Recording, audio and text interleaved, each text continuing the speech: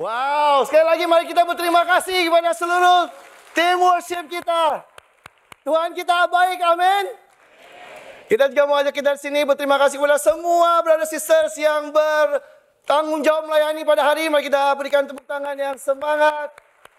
Bersyukur atas waktu dan tenaga yang mereka berikan dan hati yang mereka berikan juga. Poin pertama hari ini. Saya ada 30 halaman soalnya. Harus cepat ini. Oke? Enggak. Oke, ini saya sangat bersyukur dikasih kesempatan untuk berkhotbah hari ini dan kita akan lanjutkan ya khotbah dari buku Wahyu. Mari kita bersatu dalam doa. Terima kasih Tuhan, kami bersyukur Engkau Tuhan yang sangat baik di dalam segala situasi kehidupan kami Tuhan. Kami percaya Engkau baik Tuhan, tidak hanya pada saat kondisi baik-baik saja dalam kehidupan kami, tapi kami juga percaya Tuhan, Engkau adalah Tuhan yang baik di tengah-tengah segala krisis kehidupan kami Tuhan. Biarlah Tuhan hari ini dengan kami mempelajari buku Wahyu Tuhan, kami menyadari bahwa Engkau adalah Tuhan yang memegang kendali Tuhan atas segala sesuatu yang terjadi dalam kehidupan kami, segala sesuatu yang terjadi di dunia ini Tuhan. Sehingga Tuhan kami bisa berjalan dengan rasa aman Tuhan di dalam Engkau. Saya berdoa Tuhan, biarlah sekali lagi firman Engkau menumbuhkan tanah yang subur di dalam hati kami semua di sini Tuhan, sehingga kami keluar dari tempat ini menjadi orang yang berubah, orang yang lebih beriman, orang yang lebih setia lagi di dalam Engkau ya Tuhan. Serta Tuhan hamba-Mu yang berkhotbah, biarlah apa yang disampaikan betul-betul ada isi hati Engkau saja. Terima kasih. Dalam nama Yesus kami telah berdoa dan mengucap syukur. Amin. Oke, hari ini tidak ada basa-basi. Kita langsung mulai. Oke? Sebagai satu jemaat GKDI kita 1 bulan ini menggunakan tema Let Them Hear. Ya, hendaklah mereka mendengarkan. Yang kita tahu kita ambil dari kitab Wahyu. Nah, frasa ini, kalimat ini, himbauan ini, peringatan ini tidak saja dituliskan kepada 7 jemaat yang ada di Wahyu pasal 2 dan pasal 3 di daerah Asia Kecil, tapi juga saya percaya ini juga dituliskan kepada kita semua di sini pada hari ini. Karena di Wahyu pasal 13 ayat 9 dikatakan, barang siapa bertelinga, hendaklah ia mendengar. Whoever has ears, let them hear. Bapak Ibu Saudari, saya mau mulai pagi ini dengan bertanya. Atau meminta. Untuk kita coba pegang kuping kita. Ada kuping semua? Ada? Ada yang nggak punya kuping hari ini? Nggak ada. Oke, jadi semua ada. Ini buat kita semua, oke? Ya, let them hear. Oke? Nah, doa saya sepanjang bulan Agustus ini ketika kita belajar buku Wahyu, kita dapat mendengar dengan jelas apa yang menjadi pesan, apa yang menjadi perintah, apa yang menjadi nasihat, bahkan janji-janji Tuhan di sana, termasuk penghiburan yang kita bisa temukan dari kitab Wahyu. Nah, saya setuju dengan Bapak Ibu Saudara-saudari semua di sini, ya, bahwa kitab Wahyu itu bukan kitab yang mudah dimengerti dan dicerna. Siapa yang berasa demikian? Oke, berarti kita sama levelnya. Jadi nggak cuma buat Anda susah, buat saya pun susah. Banyak orang akhirnya menjadi malas dan bahkan ada yang takut untuk membaca kitab Wahyu. Sering ya, ini yang sering terjadi ya, kalau saya boleh gambarkan kurang lebih seperti ini nih ya. Kalau kita baca kitab Wahyu ini, kalau pasal 1-3 itu kurang lebih emotikonnya seperti ini. Masih bisa dipahami, betul ya? Kita semangat, kita baca, 1-3. Begitu masuk 4-19, kita berubah emotikonnya kita. Mulai garuk-garuk kepala, ya. Maksudnya apa? Mulai ngeri-ngeri sedap, ya. Ini apa maksudnya? Tapi begitu masuk ke 3 pasal terakhir, kita mulai paham lagi ya, pasal 20-22. Nah, apapun pengalaman kita semua di sini, saya mengajak kita di sini jangan menyerah untuk kita terus pelajari buku Wahyu. Dan selama sebulan ini ya, kita akan belajar sama-sama sebagai satu jemaat. Nah, saya mengerti kenapa sulit, karena penggunaan daripada banyak simbol, metafor, latar belakang sejarah dan budaya yang sangat berbeda dengan kita pada hari ini. Struktur penulisan yang memang kompleks dan kedalaman teologinya memang membuat kitab Wahyu ini perlu usaha yang lebih sungguh-sungguh untuk kita pelajari. Dan kalau perlu, kita perlu juga dapatkan bimbingan untuk kita bisa mengerti itu dengan benar. Makanya kita selama sebulan ini kita pengen sebagai satu jemaat, kita juga percaya buku Wahyu itu firman Tuhan. Betul ya? Dan kita juga mau pelajari itu untuk bisa kita taati dan kita juga bisa ikuti. Nah, kabar baiknya buku Wahyu walaupun sulit, brothers sisters, bukan berarti mustahil untuk kita bisa mengerti. Nah, ada beberapa approach yang kita tahu orang pakai untuk memahami kitab Wahyu. Ya, ada yang namanya historical approach. Nah, ini aja udah bingung nih. Ada dua jenis historical approach. Pertama, yang disebut sebagai preterism. Preterism ini menarik. Preterism ini mengatakan bahwa semua cerita di buku Wahyu ini sudah terjadi di abad pertama dengan gereja kita di abad pertama. Itu yang mereka percaya. Ya, waktu kita baca semua kejadiannya, peperangan rohani segala macam itu sudah terjadi di abad pertama.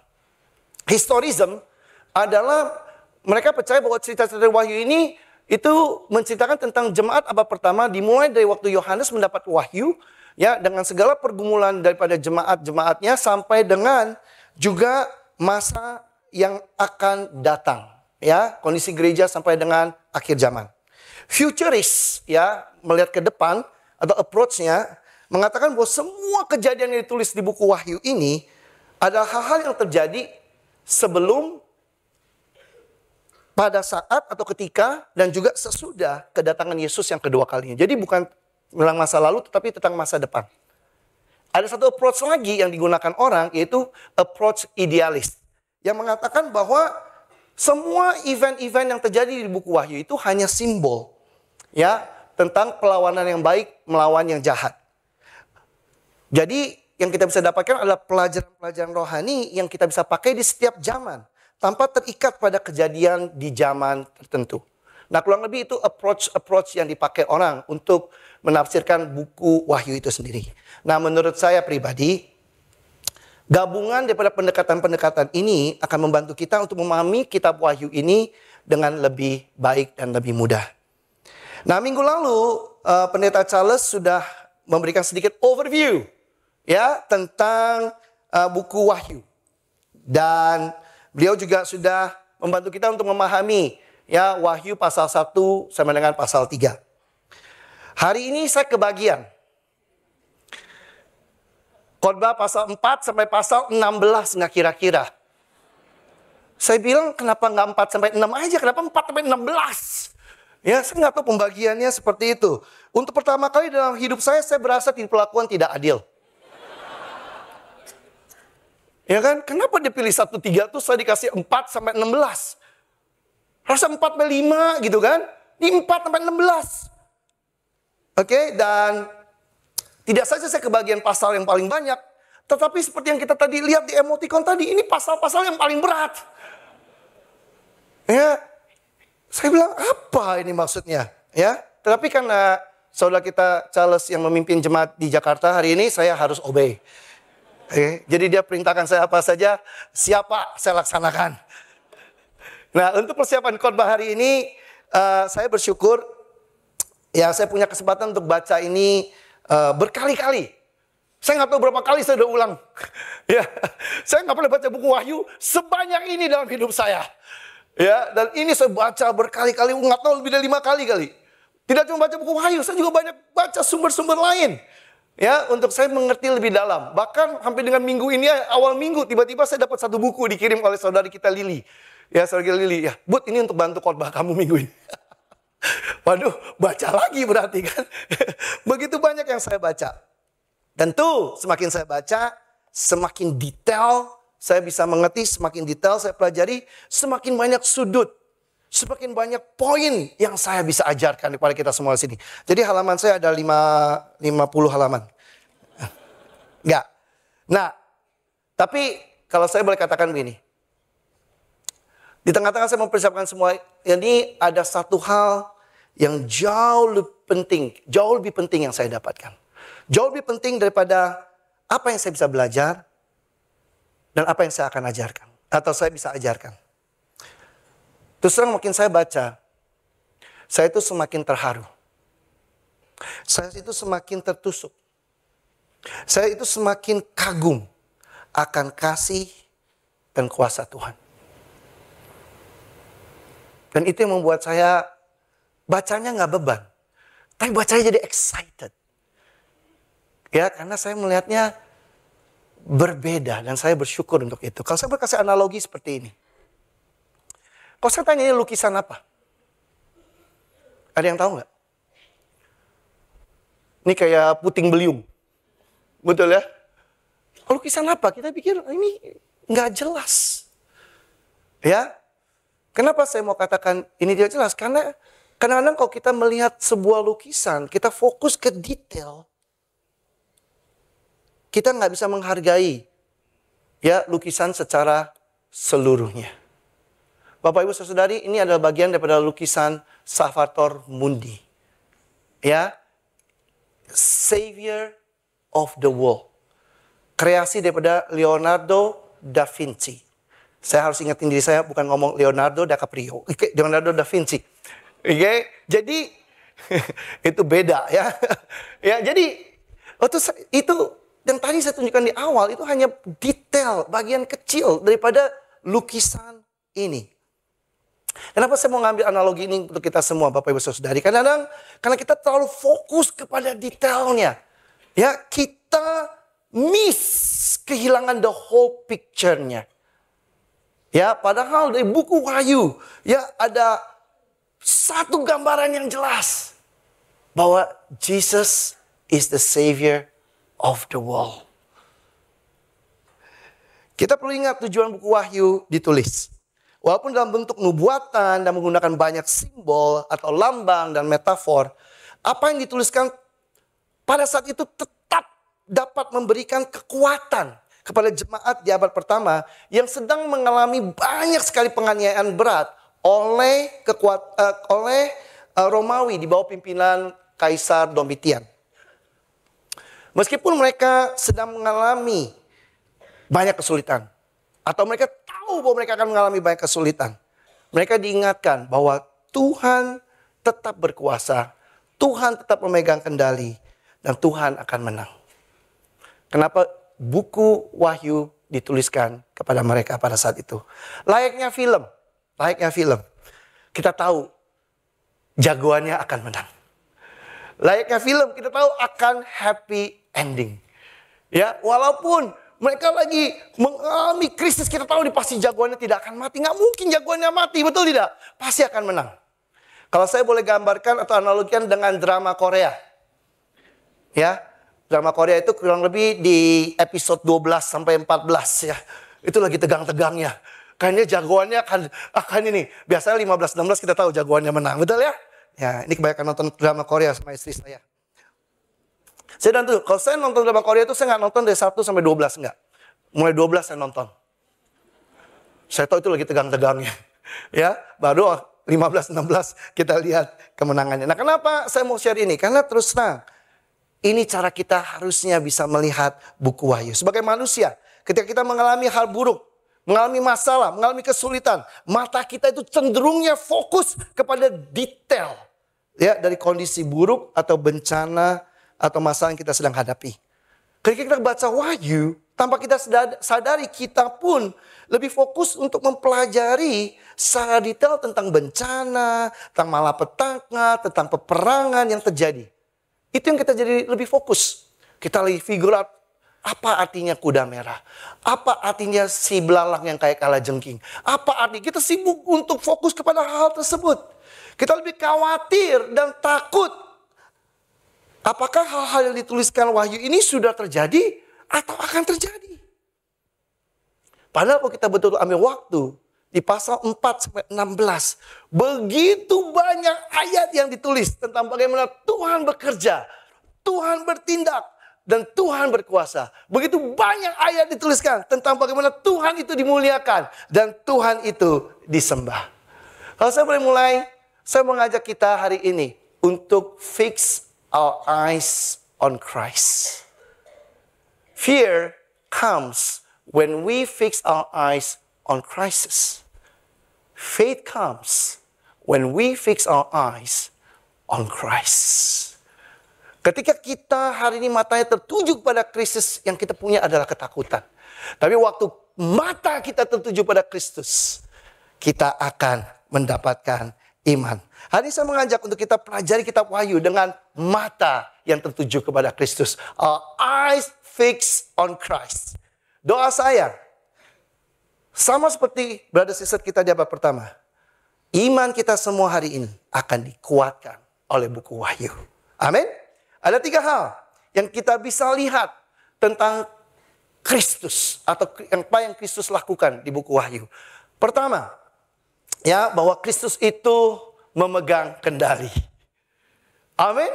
Kita baca buku Wahyu, saya mau kita lihat bahwa wow, ternyata di balik semua chaos, crisis, malapetaka yang terjadi, Christ controls. Christ is in control. Kristus memegang kendali. Kemudian apa? Tidak saja dia memegang kendali, dikarenakan Kristus juga menghibur dan menguatkan. He consoled. Dan yang terakhir, kita belajar nanti bahwa Kristus juga menang dan mengalahkan lawan-lawannya. He conquer. Mari kita pelajari sama-sama. Yang pertama, Kristus memegang kendali. Kita lihat sama-sama di pasal 4 ayat 1 sampai 2. Kemudian daripada itu aku melihat sesungguhnya sebuah pintu terbuka di sorga. Dan suara yang dahulu ku dengar berkata kepadaku, seperti bunyi sangkakala, katanya, naiklah kemari dan aku akan menunjukkan kepadamu apa yang harus terjadi sesudah ini. Segera aku dikuasai oleh Roh dan lihatlah sebuah tahta terdiri di sorga. Dan tahta itu duduk seseorang.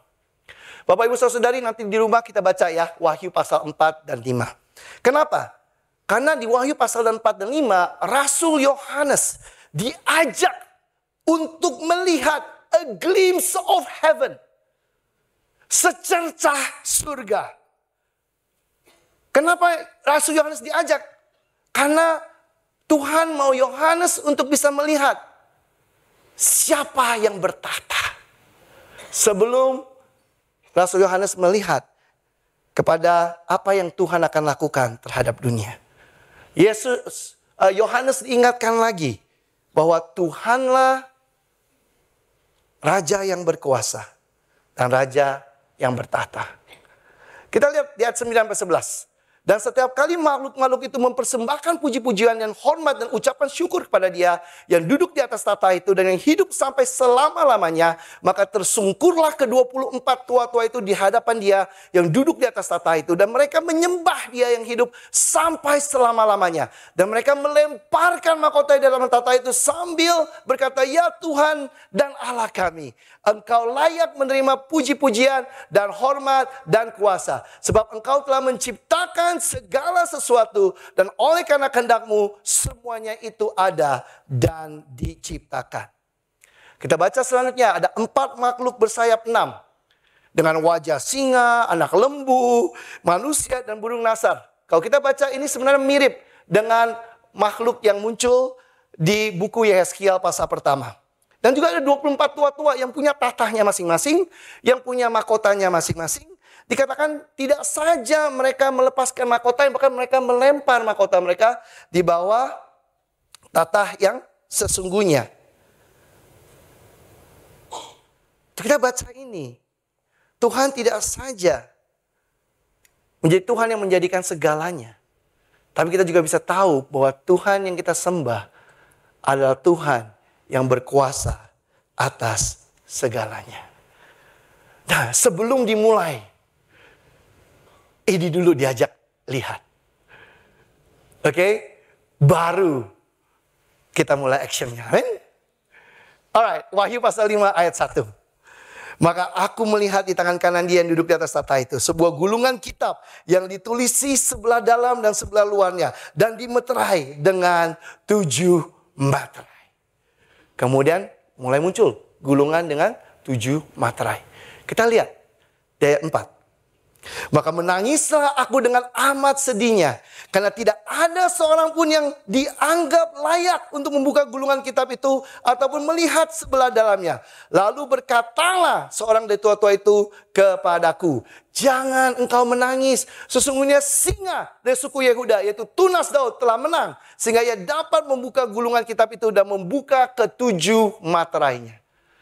Kemudian Yohanes dikasih lihat ada gulungan, satu gulungan kitab ada 7 materai. Tapi nggak ada yang bisa buka. Nggak ada yang layak untuk buka. Nggak ada yang dikasih otoritas untuk buka. Yohanes merasa, kenapa? Dia menjadi sedih. Tapi salah satu tua itu bilang, tenang. Ada satu sosok yang bisa. Tunas Daud, keturunan Daud. Yang dia sudah menang. Dia yang dapat membuka ini. Tidak cuma berhenti di situ. Di Wahyu pasal 5 ayat 9-10. Dikatakan lagi, dan mereka menyanyikan suatu nyanyian baru, kata, engkau layak menerima gulungan kitab itu dan membuka materai-materainya, karena engkau telah disembelih dan dengan darahmu engkau telah membeli mereka bagi Allah dari tiap-tiap suku dan bahasa dan kaum dan bangsa, dan engkau telah membuat mereka menjadi suatu kerajaan dan menjadi imam-imam bagi Allah kita, dan mereka akan memerintah sebagai raja di bumi. Jadi apa spesialnya sih gulungan ini? Ya, dengan 7 materai ini. Kalau kita betul-betul pelajari, kita baca, kita jadi mengerti. Sebenarnya kita bisa melihat bahwa gulungan kitab ini melambangkan rencana akhir daripada Tuhan untuk dunia. Termasuk penghakiman-penghakimannya, termasuk keselamatan, termasuk penggenapan daripada sejarahnya. Jadi inilah yang ada di dalam kitab gulungan tersebut. Nah, pertanyaan yang lebih dalam sekarang. Mengapa hanya Yesus yang layak? Mengapa yang lain? Why only Jesus is worthy? Kenapa enggak yang lain? Karena dikatakan hanya Yesus yang sudah mengorbankan dirinya di atas kayu salib dan menebus setiap kita semua di sini. Hanya Yesus yang rela menjadi anak domba Allah yang dikorbankan. Dan tidak cuma itu, hanya Yesus yang telah menang atas maut. Dengan kata lain, Bapak Ibu Saudari, apa signifikannya? Ini yang membuat saya sangat excited. Segala sesuatu yang telah terjadi, segala sesuatu yang sedang terjadi, dan segala sesuatu yang akan terjadi, hanya akan terjadi di bawah pengawasan, di bawah kendali sosok yang sangat mengasihi kita semua di sini. Di bawah kendali daripada satu sosok yang merelakan nyawanya untuk kita semua di sini. Hanya di bawah kendali daripada sosok yang telah menang dari maut. Gak ada sosok lain yang diizinkan. Gak ada sosok lain yang layak. Gak ada sosok lain yang mendapatkan otoritas untuk melaksanakan rancangan Tuhan bagi manusia.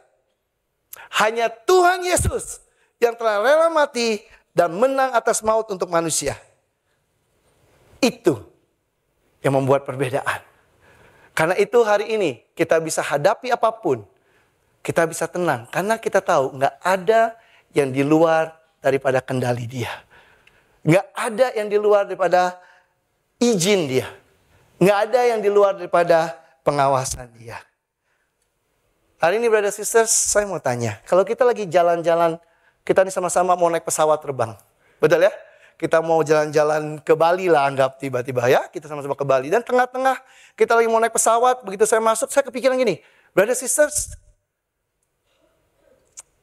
hari ini saya yang bawa pesawat ya.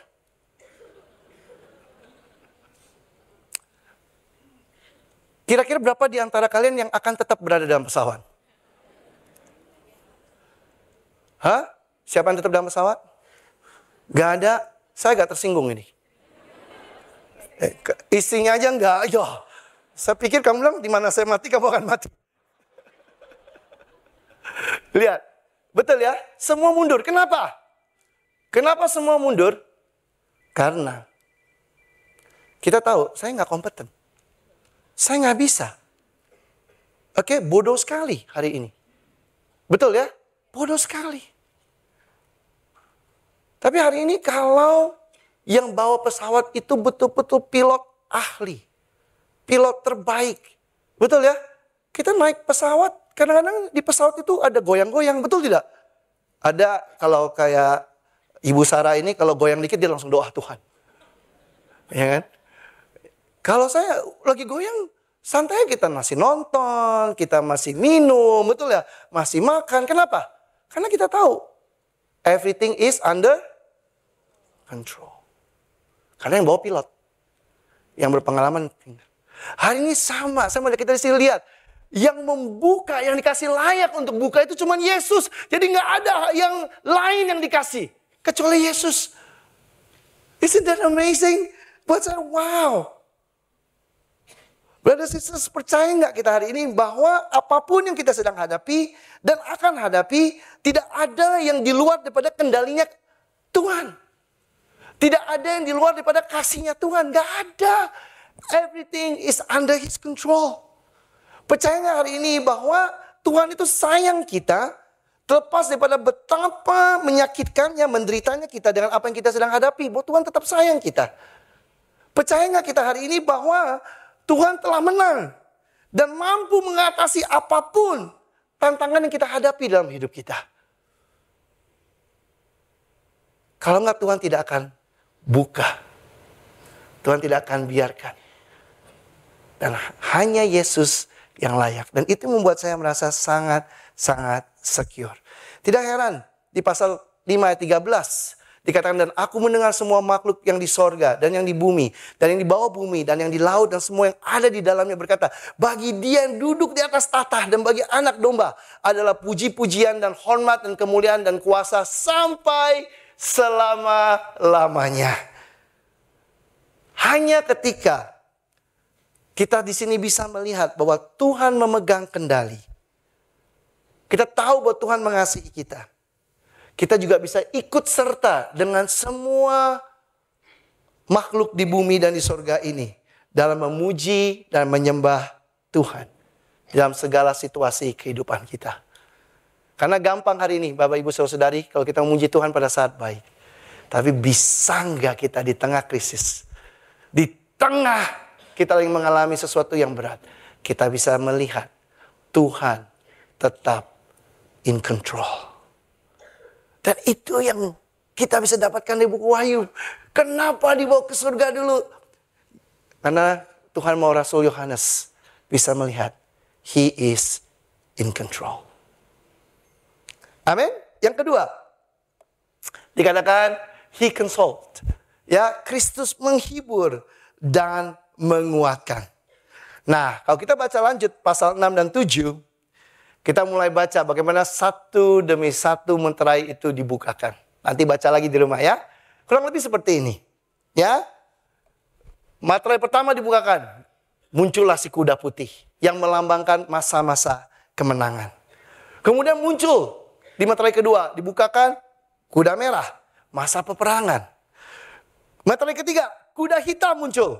Itu masa kekeringan dan masa kesulitan ekonomi. Yang keempat adalah kuda pucat. Masa kesengsaraan dan kematian. Materai kelima dibuka. Bisa dilihat itu adalah masa penganiayaan. Orang-orang setia kepada firman Tuhan. Materai keenam dibuka. Itu adalah masa di mana banyak bencana alam. Gempa bumi yang dahsyat yang menimpa manusia. Oke? Nah, yang menarik adalah sebelum materai ketujuh dibuka, ada hal lain yang Tuhan lakukan. Tuhan berhenti sejenak untuk memberi kesempatan untuk orang-orang bisa berbalik kepada Tuhan. Tuhan berhenti sejenak untuk memberikan kekuatan kepada orang-orang yang tetap setia di dalam segala pergumulan mereka. Tuhan mengambil waktu untuk konsol. Dia tahu gak gampang. Dia tahu itu berat. Menarik. Di pasal 7 ayat 24 dikatakan gini. Dan aku melihat seorang malaikat lain muncul dari tempat matahari terbit. Ia membawa meterai Allah yang hidup. Dan ia berseru dengan suara nyaring kepada keempat malaikat yang ditugaskan untuk merusakkan bumi dan laut katanya. Janganlah merusakkan bumi atau laut atau pohon-pohon sebelum kami memeteraikan hamba-hamba Allah kami pada dahi mereka. Kita stop di sini. Apa yang menarik? Waktu malaikat-malaikat ini mau datang untuk menghancurkan, tiba-tiba bilang apa? Jangan dulu. Artinya apa? Artinya bisa di stop. Artinya Tuhan mengendalikan. Itu nggak out of control. Bapak Ibu Saudari, berapa sering kita merasakan bahwa hidup kita ini out of control semuanya. Semua yang terjadi ini pasti, wah, kok berantakan nih. Tuhan pasti tidak akan. Everything is in His control. Dan aku mendengar jumlah mereka yang dimenteraikan itu 144.000 yang telah dimenteraikan dari semua suku keturunan Israel. Kita berhenti di sini dulu.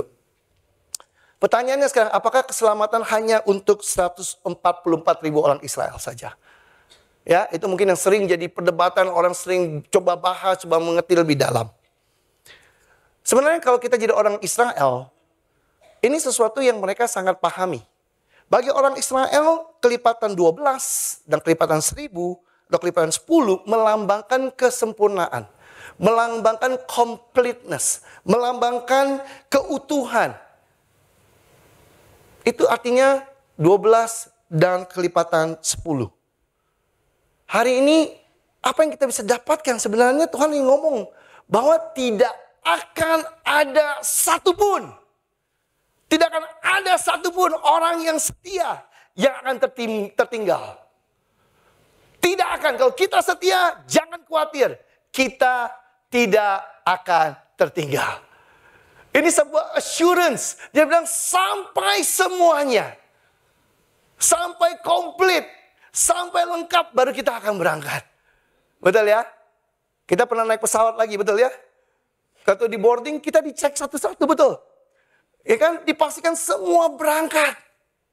Kecuali yang dipanggil-panggil nggak nongol-nongol. Saya pernah mengalami itu. Saya sudah di airport. Saya datang lebih awal. Ya. Tetapi saya pergi makan berdua istri saya. Ternyata waktu saya lagi makan enak-enak, nama saya berdua dipanggil-panggil. Terus kita berdua masih makan enak. Ya. Tiba-tiba setelah kita makan, kita masih sempat pergi ngambil donat. Karena tiba-tiba dapat SMS. Ada donat gratis. Kita pergilah ambil donat. Oke, ambil donat dengan tenang, kita sampai di counter. Kita bilang, ini kita kasih boarding pass. Dia lihat boarding pass kita, dia bilang, Pak, itu pesawat Bapak udah terbang. Baru jalan itu pesawat Bapak. Lah, gimana sih? Saya bilang, saya nggak terlambat kok, pesawat saya bisa ini. Bapak udah terlambat.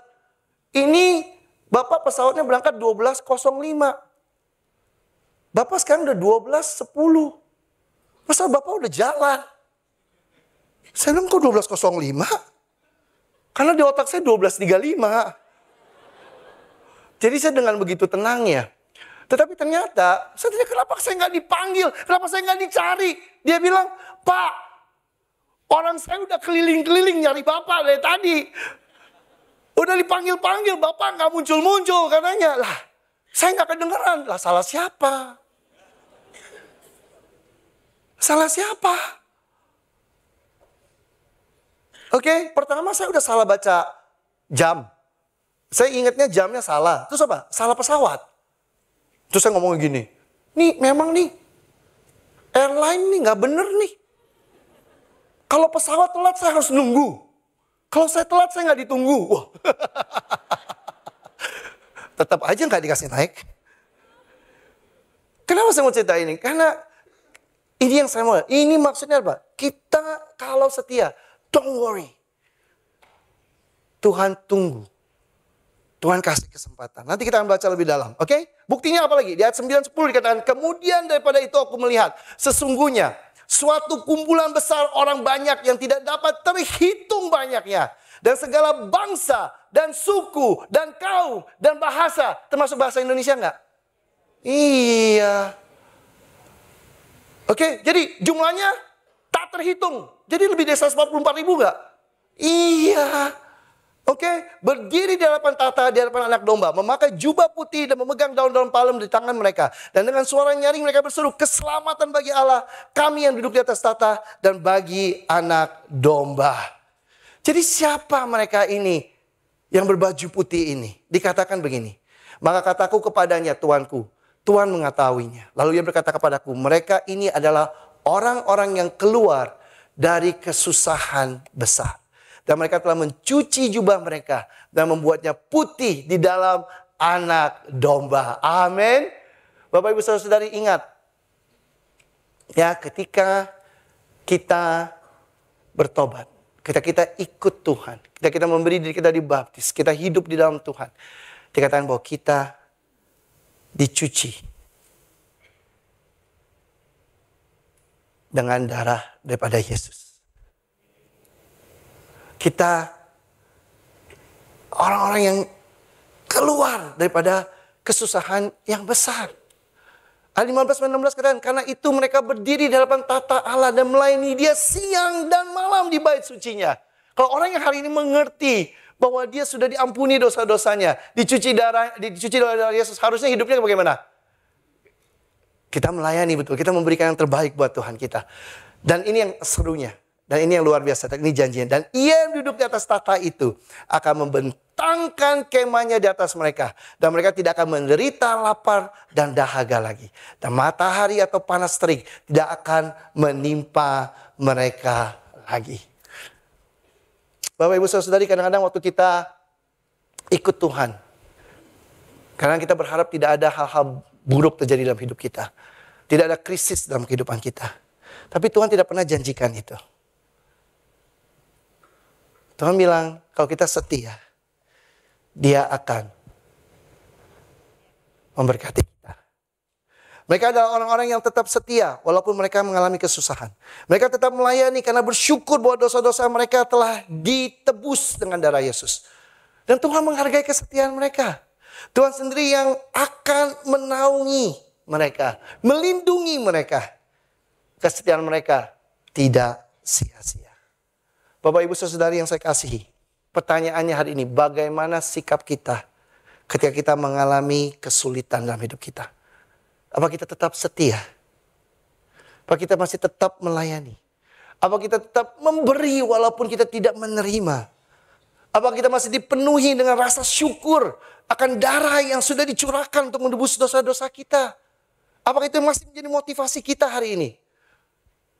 Pernah nggak, brother sisters, kita merasakan kesetiaan kita ini sia-sia? Siapa yang pernah merasa begitu? Saya pernah. Saya pernah bertanya, kenapa? Kenapa saya yang setia, kok begini? Kok dia yang nggak setia, kok hidupnya lebih enak? Betul nggak? Kok saya yang ikut Engkau Tuhan, hidup saya lebih berat. Kalau dia kenapa malah lebih ringan? Berapa di antara kalian di sini yang pernah berpikir mau menyerah? Saya pernah. Buat apa hidup benar? Buat apa tetap setia? Buat apa tetap berikan yang terbaik? Kadang-kadang kesulitan hidup ini unbearable. Tidak mudah untuk kita jalani. Tapi hari ini brother sister, saya mau katakan tidak ada yang sia-sia. Amin. Tidak ada yang sia-sia. Saya mau bantu kita semua di sini lihat sama-sama. Sebelum meterai terakhir dibuka, sebelum disiplin atau malapetaka yang lebih besar dinyatakan, sebelum penghakiman dinyatakan, sebelum akhir segalanya tiba, Yesus bahkan berhenti dan mengambil waktu untuk memastikan semua orang yang benar untuk tetap kuat dan tetap setia sampai akhir. Wow. Dia bisa aja langsung pop beres. Tapi dia berhenti.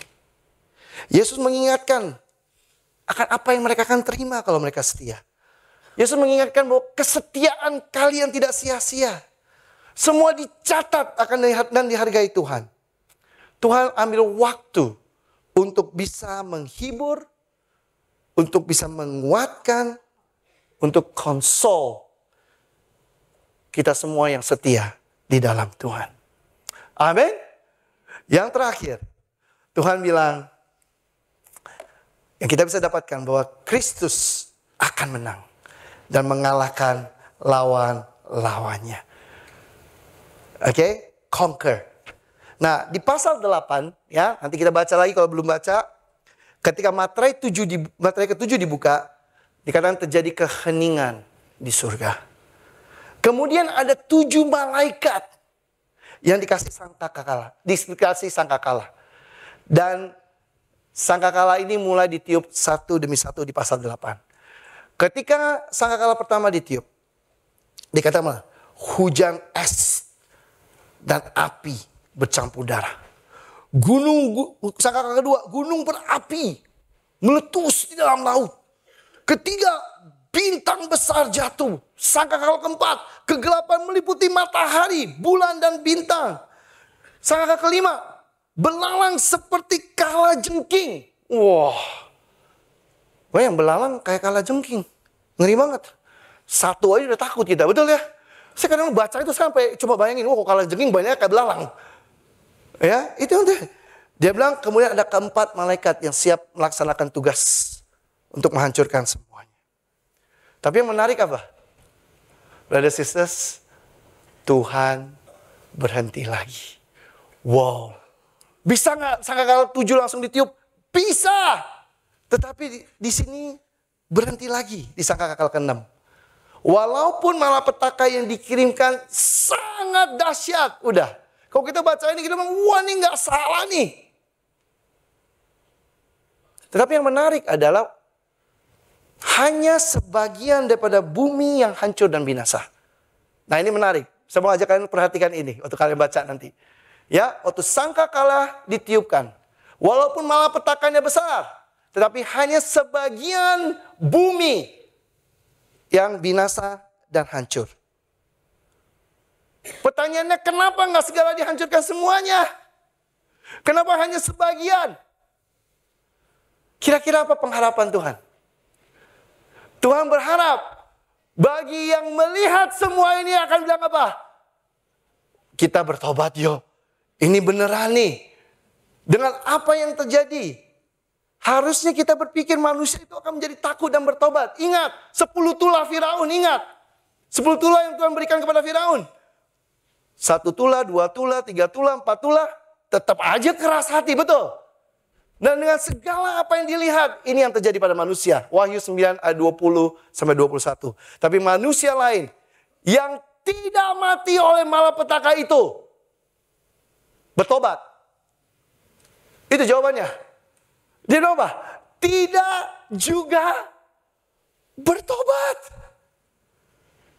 dari perbuatan tangan mereka. Mereka tidak berhenti menyembah roh-roh jahat dan berhala-berhala dari emas dan perak, dari tembaga, batu dan kayu yang tidak dapat melihat atau mendengar atau berjalan, dan mereka tidak bertobat daripada pembunuhan, sihir, percabulan dan pencurian. Bapak Ibu saudara-saudari, bebel nggak manusia? Bebel. Sampai bilang, wow. Kadang-kadang saya lihat, nggak usah mereka, kita juga gitu kadang-kadang, betul ya? Kita udah lihat Tuhan mendisiplinkan mungkin keluarga kita, orang-orang sekitar kita, terus kita masih tetap bebel, kita nggak mau bertobat. Padahal semua sudah berantakan, semua sudah hancur, kita masih bebel. Padahal Tuhan bisa nggak hancurkan semuanya? Sangat bisa. Tapi to my surprise, Tuhan manusia itu bebel. Tapi saya mau kasih tahu, Tuhan jauh lebih bebel. Maksudnya apa, bro? Tuhan itu benar-benar bebel. Manusia udah kayak gitu, masih dikasih kesempatan. Masih dikasih kesempatan. Bayangkan, di Wahyu pasal 9, Wahyu pasal 10, ini yang dikatakan Tuhan kepada Yohanes. Lalu aku mengambil kitab itu dari tangan malaikat itu dan memakannya. Dalam mulutku ia terasa manis seperti madu, tapi sesudah aku memakannya, perutku menjadi pahit rasanya. Maka ia berkata kepadaku, engkau harus bernubuat lagi kepada banyak bangsa dan kaum dan bahasa dan raja. Ya ampun Tuhan. Masih disuruh coba persuade lagi, ceritakan lagi, ngomong lagi. Siapa tahu orang-orang ini masih bertobat. Tuhan bebel banget sabarnya. Tuhan masih sabar dan memberikan manusia kesempatan terakhir untuk bergabung di dalam kerajaannya sebelum semuanya dihancurkan.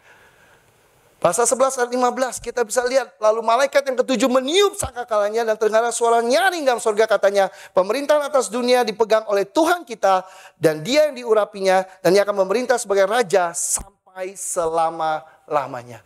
Tuhan masih berharap, ayo gabung, masuk dalam kerajaan saya. Ini adalah kerajaan yang akan menang pada akhirnya. Jangan bebal. Dia masih coba mengajak orang untuk menjadi bagiannya. Pasal 12 dan 14 sampai 14. Kita bisa baca nanti di rumah. Ini menceritakan peperangan di sorga. Dan bagaimana kerajaan Kristus keluar sebagai pemenangnya. Brothers sisters, saya mau tanya hari ini. Apakah kita masih bebal dengan segala hal yang sudah terjadi dalam hidup kita hari ini?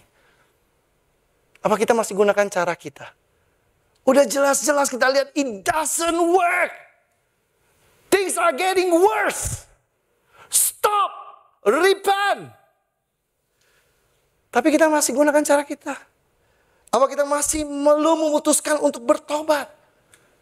Ada kita di sini masih menikmati dosa kita.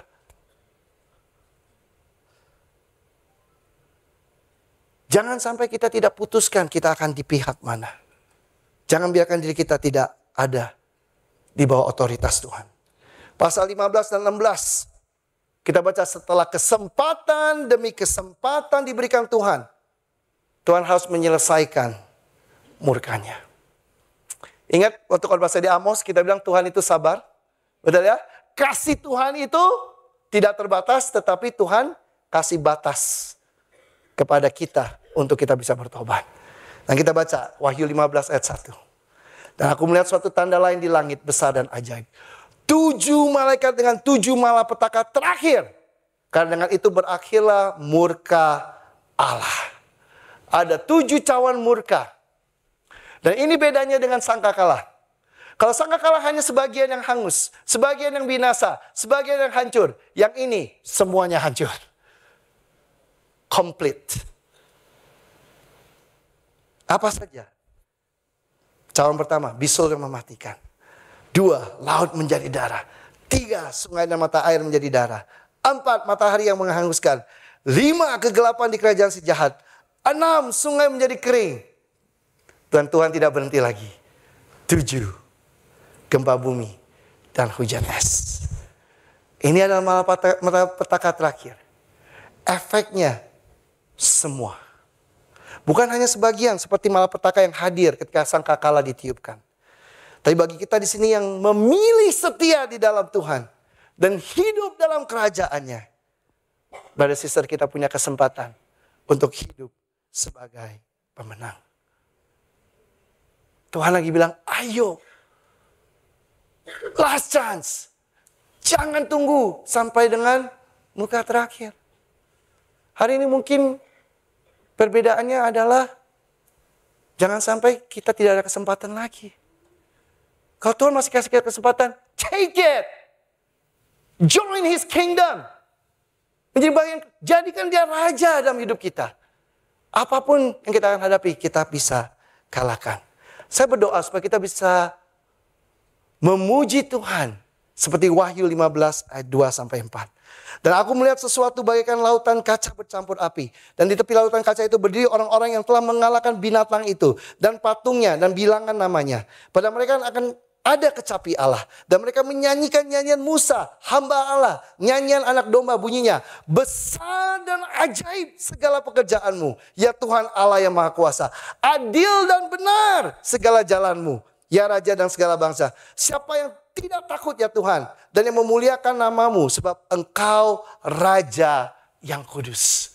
Bayangkan dengan segala hal yang Tuhan sudah lakukan. Malapetaka yang sudah dialami. Mereka masih bisa melihat bahwa benar apa yang Tuhan lakukan. Karena semua bangsa akan datang dan sujud menyembah Engkau. Sebab telah nyata kebenaran segala penghakimanmu. Brothers and sisters, hanya ketika kita berada dalam kerajaan Tuhan, hanya ketika kita setia bersama Tuhan, waktu kita berjalan bersama Dia, kita pun akan menjadi orang yang menang. Kita bisa melihat segala sesuatu yang terjadi dalam hidup kita sebagai bagian daripada pekerjaan Tuhan. Kita bahkan bisa bersyukur akan segala jalan dan keadilannya. Kita tetap bisa menyembah Tuhan dan yakin akan kebenaran dari semua penghakiman yang Dia berikan. Kenapa? Karena kita tahu Tuhan kita adalah Tuhan yang menang dan mengalahkan segalanya. Mari kita menjadi bagian daripada kerajaannya. Bapak, Ibu, Saudari, masih ada 6 pasal lagi. Dan itu bukan bagian saya. Minggu depan kita belajar saudara kita Digi. Ya, betul Digi ya minggu depan ya? Bukan, 2 minggu lagi ya? Minggu depan siapa? Oh, saudara Yansa minggu depan ya. 2 minggu lagi baru Digi. Ya, kita akan belajar lagi. Kita akan tutup dan kita melihat Tuhan adalah Tuhan yang luar biasa. Doa saya, biarlah pelajaran-pelajaran di kitab Wahyu ini semakin menguatkan kita untuk setia kepada Tuhan dalam segala situasi kehidupan kita. Saya berdoa untuk kita bisa senantiasa dikuatkan, iman kita ditambahkan, dan mata kita senantiasa tertuju kepada Kristus. Bukan kepada krisis, bukan kepada masalah, bukan kepada chaos yang sedang kita hadapi, tetapi kepada Kristus. Kenapa? Karena kita percaya, kita nggak perlu takut. Yesus memegang kendali. Biarlah buku Wahyu memberikan kita rasa aman tersebut. Biarlah buku Wahyu membantu kita di sini untuk setia. Karena kita tahu bahwa kesetiaan kita tidak sia-sia. Dia sendiri akan menguatkan dan menghibur kita. Dan yang terakhir, mari kita pilih hidup di dalam Kristus. Menjadi bagian dalam kerajaan Kristus. Karena hanya dengan cara itu kita hidup penuh dengan kemenangan. Kita bisa atasi dosa kita bisa atasi pergumulan hidup kita. Karena Kristus sendiri telah memenangkan pertempurannya untuk kita semua. Amin. Mari kita semangat. Tuhan memberkati kita semua. Mari kita bersatu dalam doa. Tuhan, terima kasih. Sekali lagi kita bisa belajar dari buku Wahyu. Tuhan, walaupun sulit dimengerti, tapi kami tahu Tuhan, bukan tidak mungkin untuk kami mengerti. Kami bersyukur karena mata kami bisa dibantu untuk tertuju lagi kepada Engkau. Kami bersyukur Tuhan bahwa Engkau adalah Tuhan yang memegang kendali. Tuhan yang berkuasa. Kami bersyukur Tuhan, kami diingatkan bahwa Engkau Tuhan yang senantiasa menghibur dan menguatkan. Kami bersyukur bahwa Engkau adalah Tuhan yang menang dan mengalahkan segala sesuatunya. Bantu kami Tuhan bertumbuh dalam kecintaan kami akan firman Engkau. Dan tumbuh Tuhan dalam rasa aman kami berjalan bersama dengan Engkau. Terima kasih. Hanya dalam nama Yesus kami telah berdoa dan mengucap syukur. Amin. Tuhan memberkati kita semua. Amin.